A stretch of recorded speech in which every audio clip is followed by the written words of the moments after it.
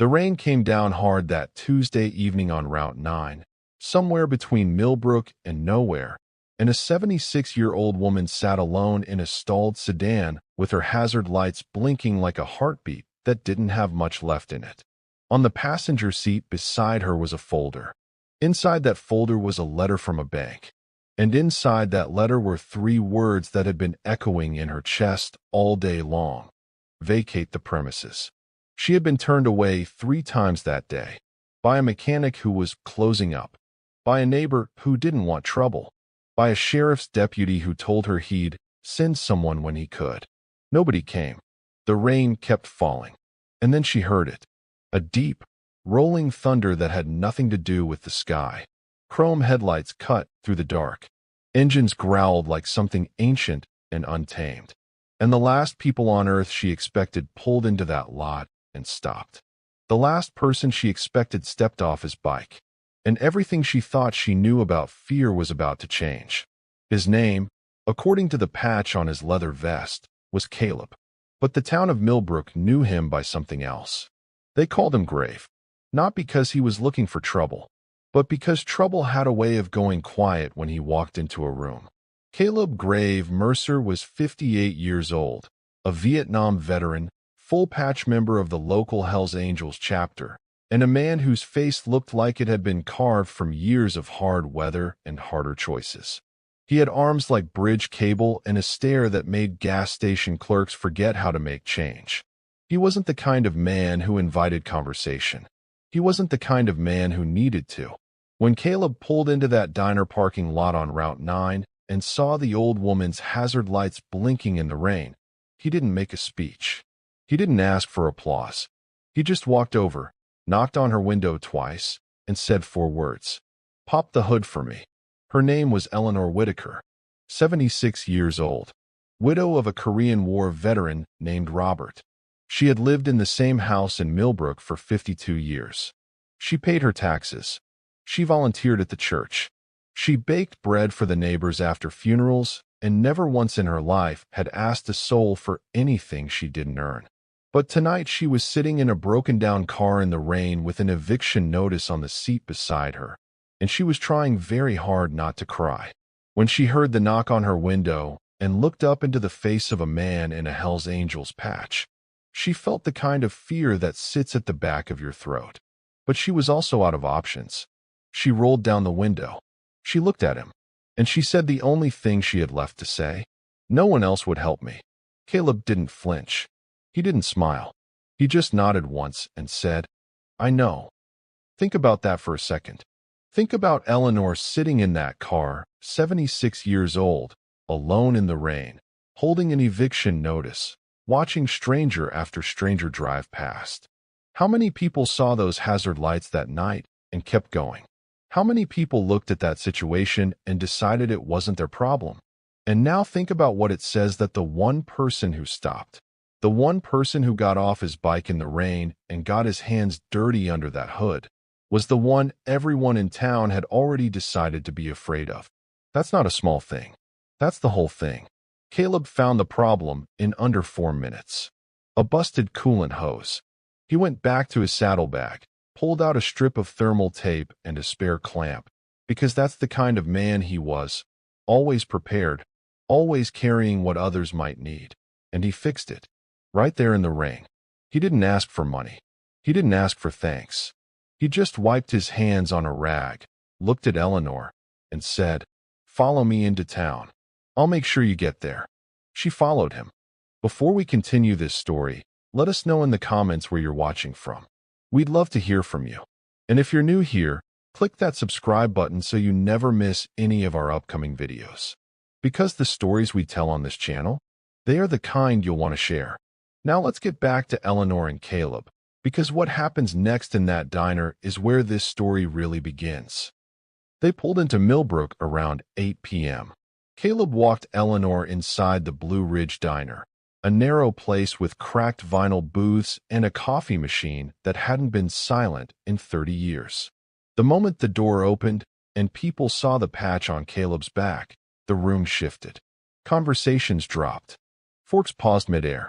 A couple in the corner booth looked at each other, grabbed their coats, and left without finishing their food. The waitress behind the counter, a young woman named Tricia, kept her eyes down and refilled the coffee pot 3 times without anyone asking. This was Millbrook. And in Millbrook, when Grave Mercer walked in, you either got small or got gone. But here's what nobody in that diner expected. Caleb didn't sit at the counter with his brothers. He pulled out the booth seat across from Eleanor and sat down. He ordered 2 coffees. And he listened. He listened the way men listen when they've learned that the world moves faster when you stay quiet. Eleanor told him everything. She told him about her husband Robert, who came back from Korea with a purple heart and a bad leg and never once complained about either. She told him how Robert built their house himself, board by board, over the course of 2 summers, and how every room in it still smelled like sawdust and memory. She told him how Robert died 4 years ago, and how the medical bills that followed chipped away at everything he had built, and how a developer had started calling 6 months after the funeral, offering to buy the property at a price that felt less like an offer and more like a threat. She had said no every time. And now the bank, under circumstances she still didn't fully understand, was moving to foreclose. The developer's name was Dawson Reed. Caleb's jaw went tight the moment he heard it. Not a dramatic reaction, not a scene, just a muscle in his jaw that tensed and stayed tense. Eleanor noticed. She stopped talking for a moment. "Do you know him?" she asked. Caleb looked at his coffee. "I know the name," he said, and left it at that. But that name was doing something to him on the inside that he wasn't ready to say out loud yet. Because Dawson Reed wasn't just a developer. He was a man with connections to the county permit office, the local zoning board, and a history of making problems disappear in ways that required money and silence in equal measure. He was also a man who had, over the past 3 years, positioned himself as a quiet sponsor of the Millbrook chapter's annual bike rally, donating enough to keep the event funded without ever showing his face at it. Which meant the club had history with Reed. Which meant touching Reed meant touching the club. And Caleb knew that better than anyone. He drove home that night slower than usual. The questions that were following him were the kind that don't let you sleep. Why did Reed want Eleanor's land badly enough to push a 76-year-old widow into foreclosure? What was he hiding underneath all those zoning filings and shell company names? And why? Why? Did Caleb's club president, Mac, I run horse Delaney, pull him aside just that morning and say, out of nowhere, "We don't get involved in civilian messes. Whatever you're thinking, Grave, don't"? Caleb hadn't even told anyone about Eleanor yet. So how did Mac know something was coming? Let's talk about who these 2 people really were. Because this story doesn't work unless you understand what they were each carrying. Eleanor Whitaker was not a woman who asked for sympathy. She was the daughter of a coal miner, raised in a house where you worked hard, you prayed harder, and you didn't burden other people with your pain. She had spent her entire adult life being someone else's backbone, Robert's, her churches, her neighbors. The idea of needing rescuing was, to Eleanor, almost more painful than the foreclosure itself. The eviction notice wasn't just a legal document. It was a verdict on everything she had believed about working hard and playing fair and doing right by people. It was the world telling her that none of that had mattered. And the worst part? She was starting to believe it. Caleb Mercer was not a simple man. People in Millbrook had decided he was, because it was easier that way. It was easier to see the patch and the boots and the hard stare and call it a closed book. But Caleb had a story that most people in that town would never know. He enlisted at 19. He served 2 tours in Vietnam and came home to a country that didn't know what to do with men like him. He lost his younger brother, Danny, to a roadside accident 3 years after the war. A senseless, stupid accident on a wet road, the kind that doesn't mean anything and takes everything. He joined the Hells Angels not because he wanted power or chaos, but because for the first time since the army, he found himself surrounded by men who didn't flinch at who he was. Men who showed up. Men who stayed. Brotherhood, real brotherhood, was the only thing that had ever made sense to him in a world that mostly didn't. He had a code. He kept it. And part of that code was something he had never said out loud, but had always lived by. You don't leave the vulnerable to be eaten by the powerful. His mother had taught him that. She had been a woman who stood alone against the world for most of her life, and she had done it without breaking. Eleanor reminded him of her. More than reminded him, actually. It was something else. Something he couldn't name yet, but would. 3 days after Route 9, Caleb showed up at the club's Thursday night church meeting. The back room of Mac's garage. 12 men. Cigarette smoke and the smell of motor oil and old wood.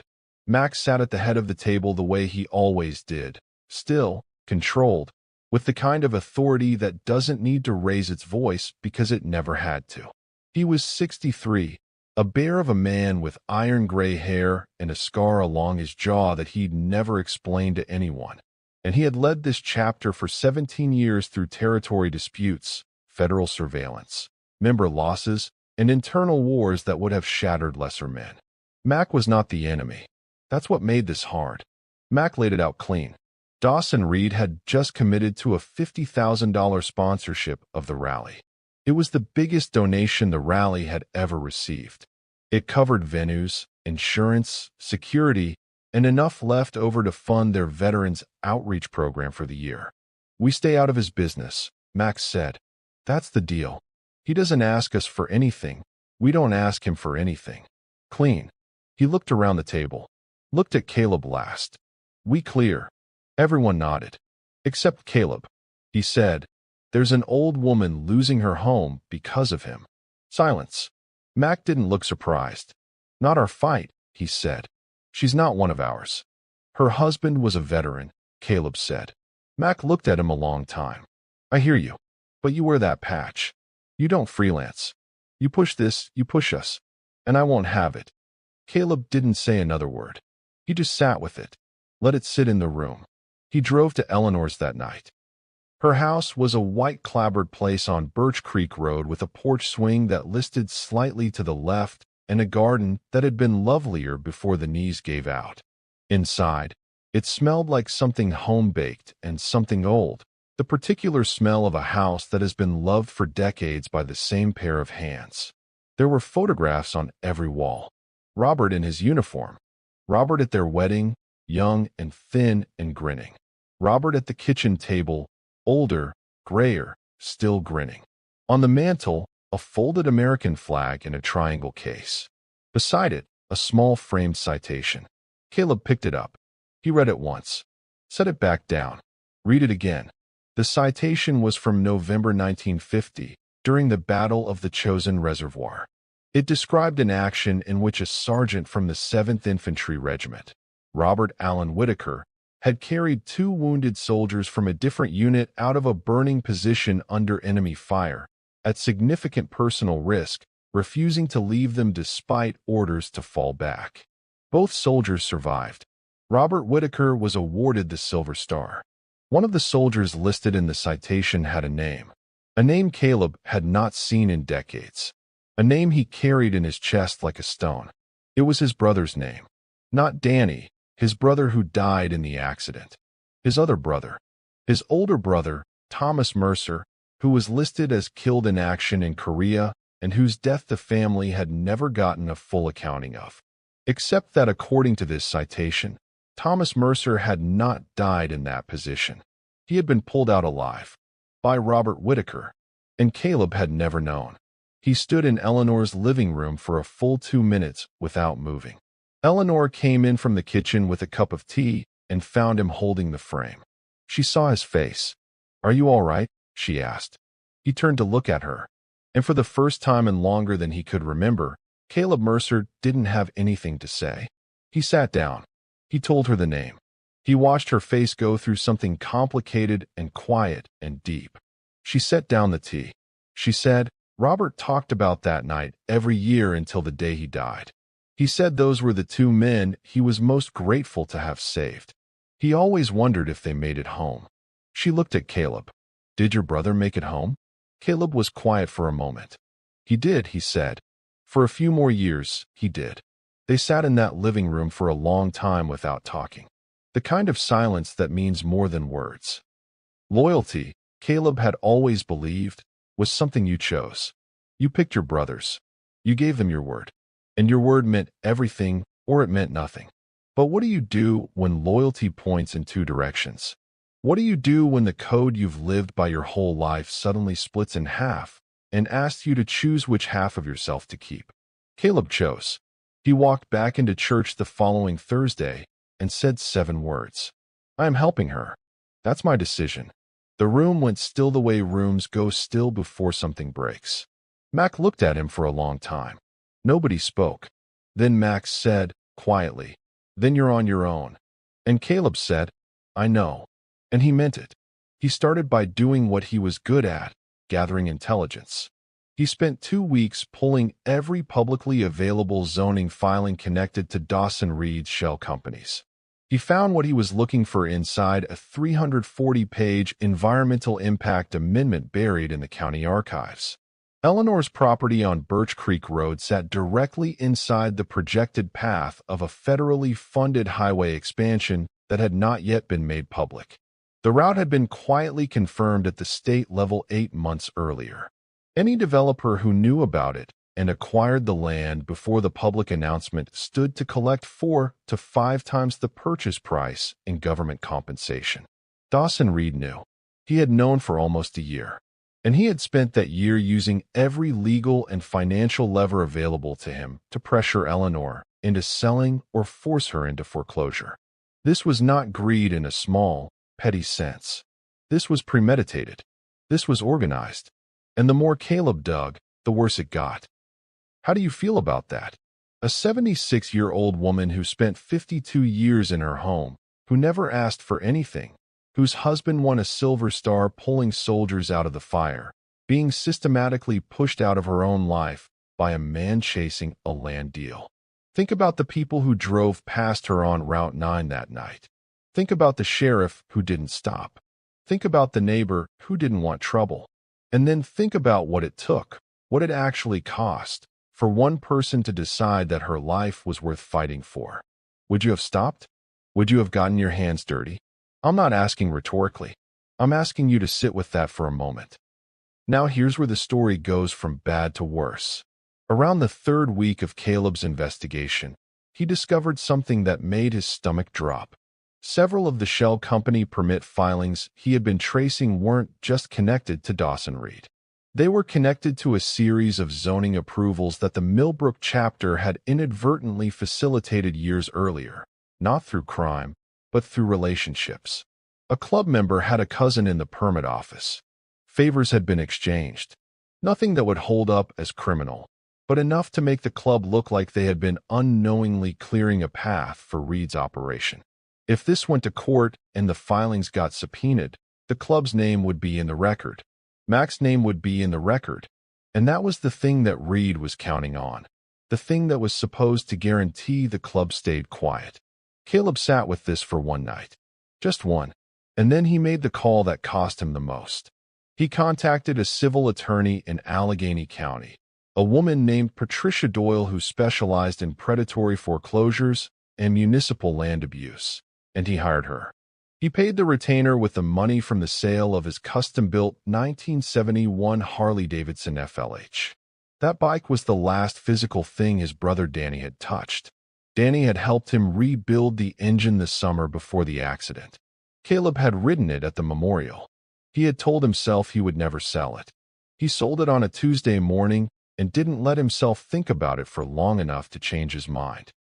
If you've ever had to give up something that was the last piece of someone you loved, you know what that costs. It's not money. It doesn't matter how much money it is. It's the feeling that you're letting go of a hand you were still holding. Caleb let go because Robert Whitaker had held on when he didn't have to, and the debt on that action was long overdue. The sheriff delivered a legal warning to Caleb's residence 10 days before the court hearing, a notice that he was potentially subject to a civil harassment injunction if he continued pressuring Reed's business associates. The club received a letter from Reed's attorneys the same week, citing their historical business relationship and requesting they manage their members. Mac called a vote. It was close, but the result was what Caleb had feared: temporary suspension. He turned in his patch on a Wednesday evening, handed it to Mac without ceremony. Mac took it. Their eyes held for a second. Neither of them said a word. Caleb drove home without it for the first time in 23 years. The morning of the court hearing, Millbrook showed up. Not for Eleanor. Not for Caleb. They showed up the way people show up when they expect a spectacle. Reed's attorneys were there in $2,000 suits. The bank's representative sat behind them with a folder full of documents and an expression that suggested he had done this 100 times and expected to do it 100 more.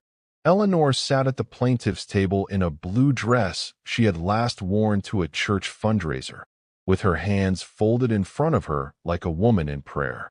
Patricia Doyle sat beside her, and Caleb sat one row back, in a plain gray flannel shirt, no patch, no colors.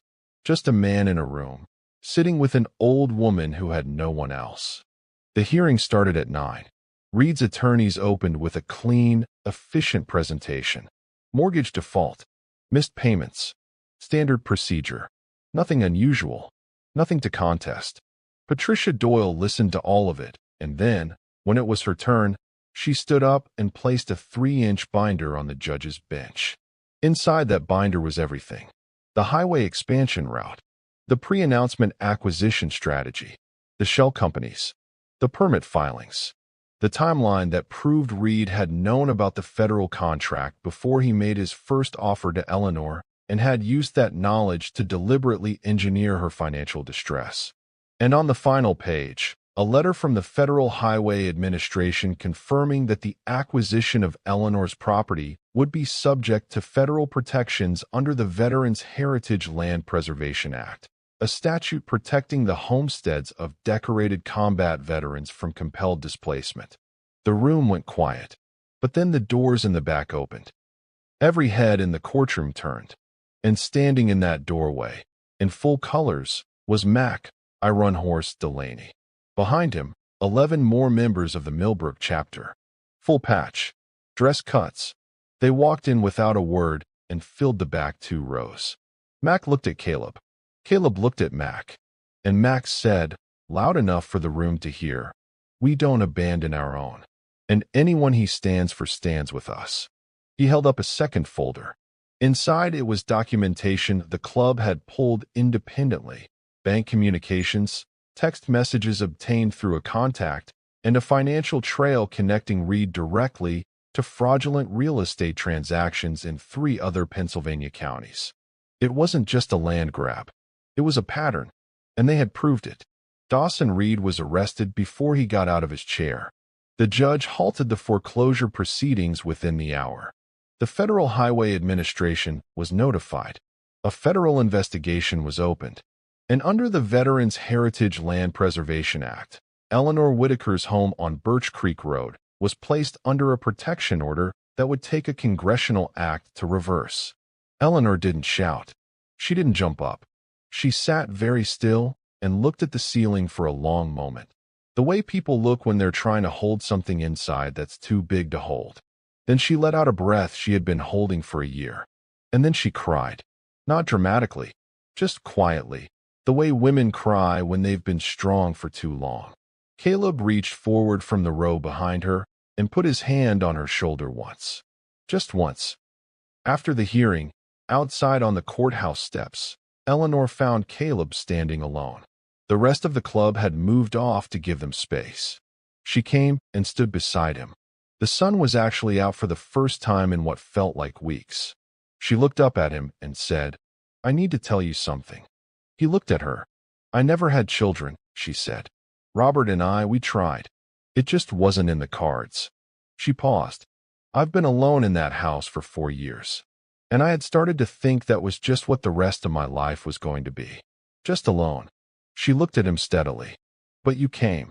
And then they came." She gestured toward the club. "And I don't know how to thank a person for that. I don't know that there's a word for it."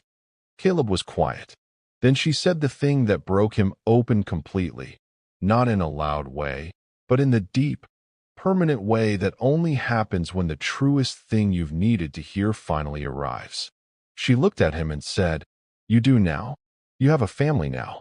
And then, because Eleanor Whitaker was not a woman who did things halfway. She reached up, put both arms around him, and held on.